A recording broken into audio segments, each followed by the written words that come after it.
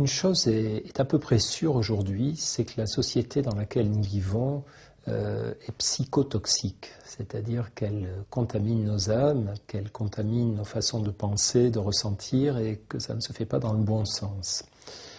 Ce que j'appelle une société psychotoxique, c'est par exemple la nôtre dans ses aspects matérialistes.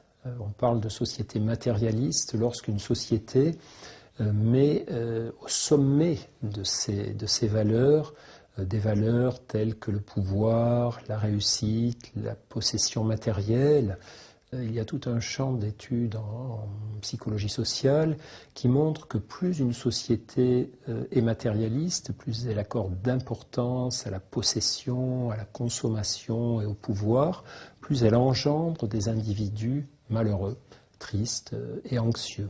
Parce que nous sommes dans une société où on déborde de tout et on est le pays, l'un des pays consommateurs d'anxiolytiques, de tout ce qu'on veut pour réparer finalement les dégâts que produisent la société de la matière. Et puis, par ailleurs, l'argent auquel on a donné la place, la plus grande place, et qui en fait a pris le pouvoir sur l'ensemble du destin de la collectivité humaine, eh bien, vous pouvez avoir tous les milliards que vous voudrez, vous pouvez tout acheter sauf la joie.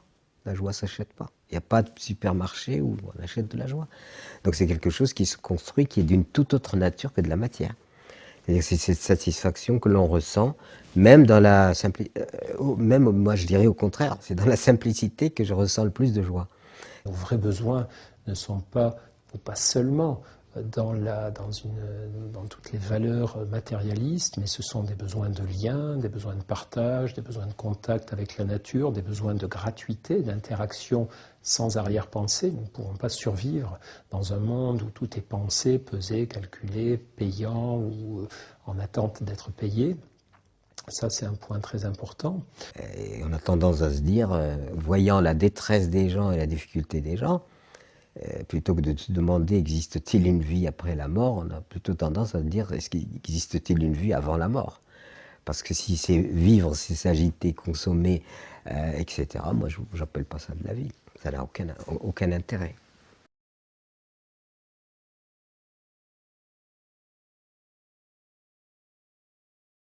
La nature de la monnaie qui est la nôtre nous met tous, la multitude, le plus grand nombre, les 99%, nous met dans les pattes des riches, qui créent de toutes pièces une situation de rareté, et donc de peur de manquer, et donc de cupidité générale, compétition, cupidité, peur de manquer générale, mais qui n'est pas nécessaire, qui est liée à la monnaie.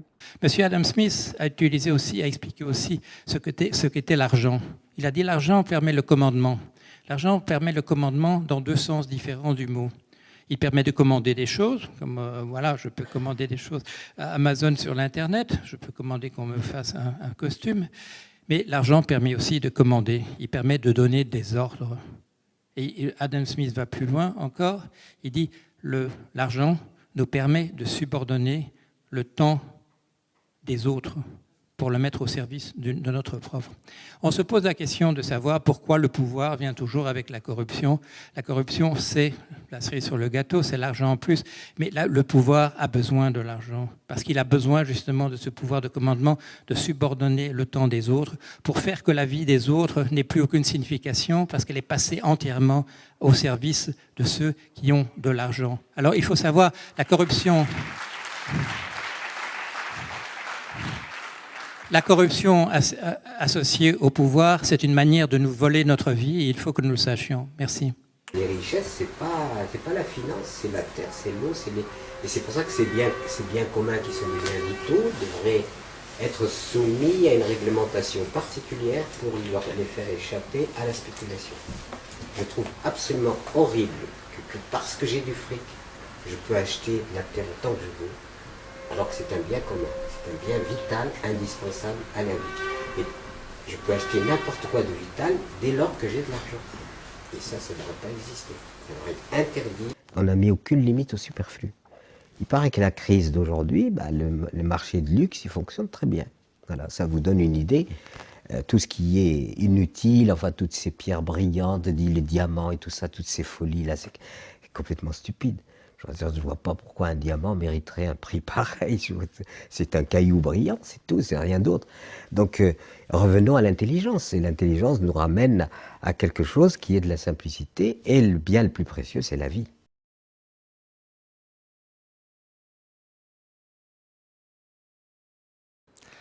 Dans le domaine de l'environnement, les scientifiques ont défini un certain nombre de paramètres, vous pouvez les voir sur cet écran, qui chacun ont une importance cruciale pour l'avenir de la biosphère et de notre planète et par conséquent des générations à venir. Ce diagramme que vous voyez, c'est la situation en 1900, il n'y a pas si longtemps que ça. En 1950, il s'est produit ce qu'on appelle la grande accélération. Nous sommes passés de l'Anthropocène, 12 000 années d'un climat très stable qui a permis l'agriculture, l'expansion des civilisations, à ce qu'on appelle l'Anthropocène, l'âge, avant c'était donc l'Holocène, pardon, l'Anthropocène, l'âge dans lequel l'homme a un impact majeur, le plus grand impact qui soit, sur notre planète. Alors retenez un instant votre souffle, pas trop longtemps, je tente d'imaginer ce que sera l'image suivante en 2010.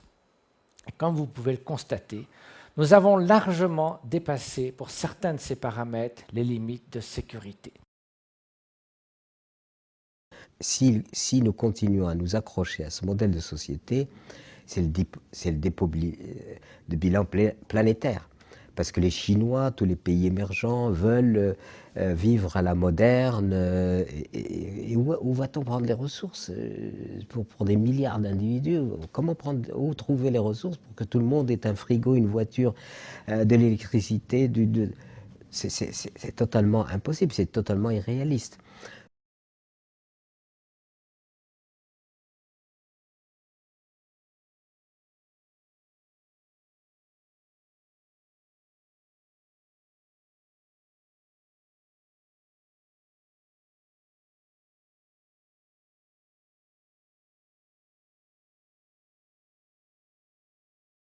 Il se trouve en fait que dans l'évolution, la coopération a été beaucoup plus créatrice pour arriver à des étapes de complexité croissante au sein de l'évolution.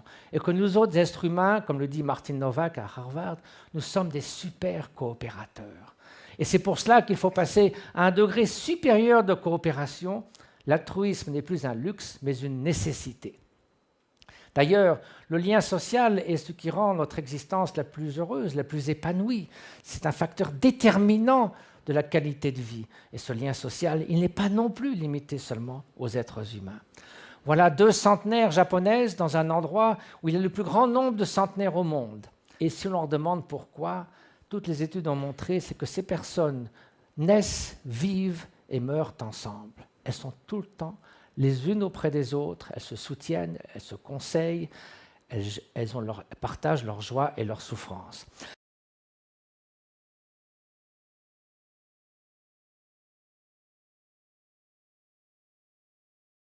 Ce potentiel d'altruisme que nous avons en nous, il faut le cultiver. C'est l'entraînement de l'esprit.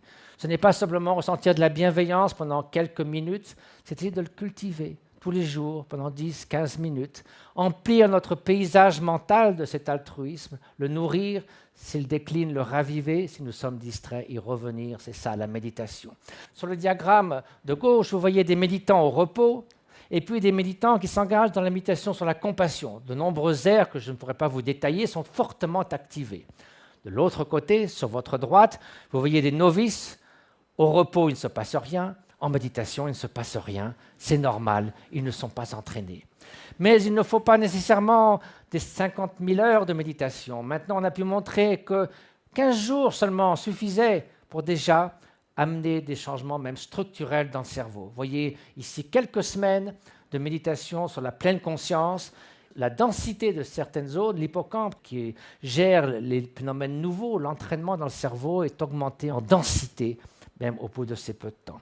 2 semaines seulement induisent un comportement prosocial plus activé, plus présent, simplement 20 minutes par jour. Et même des enfants de 4 à 5 ans dans une école maternelle Pendant 8 semaines, on leur apprend à coopérer, on leur apprend à ressentir les émotions d'autrui, à être conscient de leur respiration.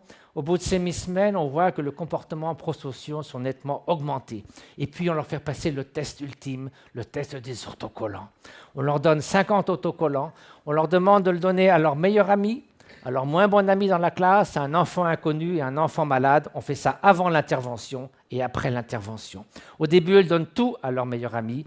Après l'intervention, on a nivelé les discriminations entre mon groupe et l'autre groupe, entre le meilleur ami et le moins bon ami. Quand on connaît les défis que pose la discrimination dans nos sociétés, on mesure l'importance, par ces interventions très simples, que l'on pourrait faire dès l'âge de l'école maternelle.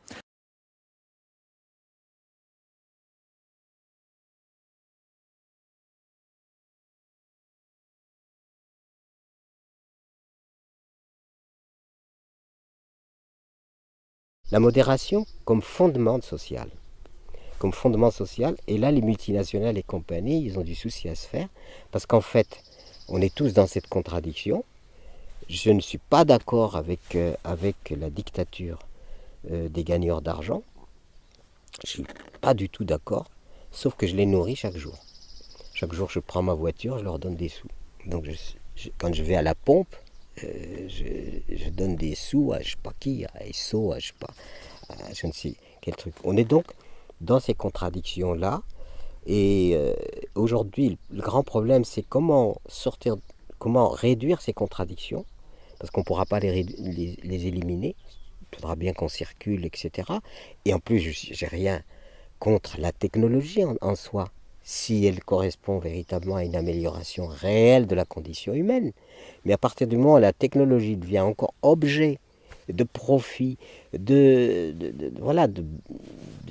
malhonnêteté, d'accaparement, de dictature, à ce moment-là, elle sert finalement des pulsions négatives de l'être humain.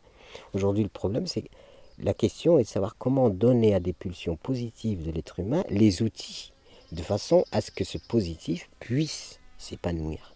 Voilà. Toute la problématique est là. Et ça ne pourra pas passer en dehors de l'option radicale et fondamentale de la modération. Nous devons donc chercher peut-être ce que Pierre Rabhi appelle la sobriété heureuse, trouver cet contentement en nous-mêmes, ne pas le rechercher vainement uniquement dans les conditions extérieures, vivre ensemble. Martin Luther King disait « Soit nous allons survivre comme des frères et des sœurs, soit nous mourrons tous ensemble comme des idiots. » Merci de votre attention.